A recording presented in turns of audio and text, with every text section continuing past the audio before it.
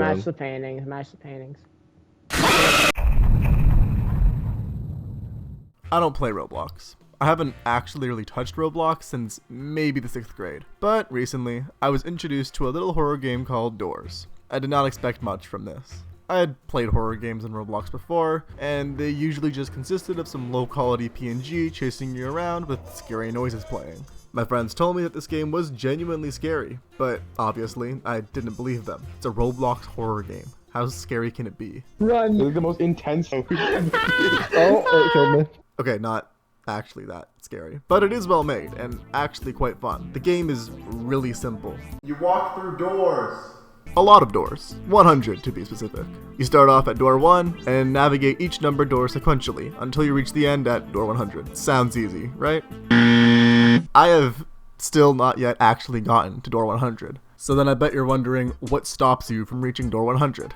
None other than whatever these things are. Monsters? Aliens? The game refers to these things as entities. Their goal? Kill you. There are also a lot of entities. Let's go through some of them. First up is probably the most common entity, Rush. Oh, look at that big old smile, he's so cute. Rush has a very simple gimmick. The lights will flicker, giving you about 10 seconds to find a hiding spot. He will then rush through the halls, fitting name, I know, and will kill anyone who hasn't found a hiding spot. You can hide inside rooms, under beds, but most commonly, you'll hide inside of these dressers, since they're found pretty commonly throughout the game. However, you can't just hide in these dressers the entire game, as that will spawn another entity, Hide. Hide's purpose is simple. He will forcefully kick you out of these dressers if you hide in them for too long. Next up, we have Dupe. As you go through each door, you'll notice, of course, that they're numbered. However, sometimes you'll be faced with 2 numbered doors instead of 1. You have to know which door is correct in the sequence, otherwise this guy will jump at you. I think it was like in your.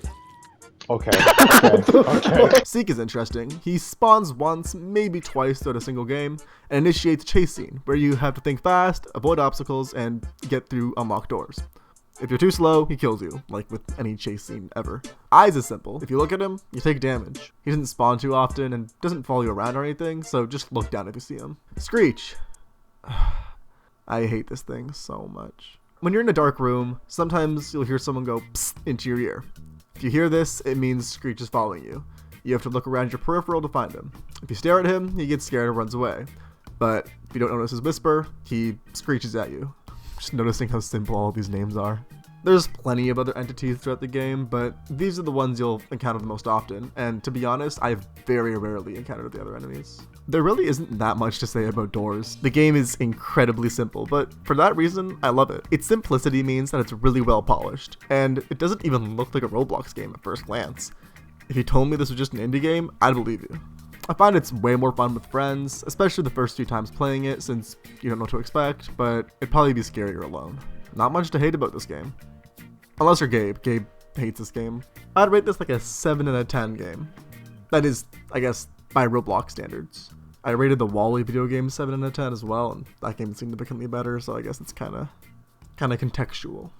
Okay, I'm just yapping.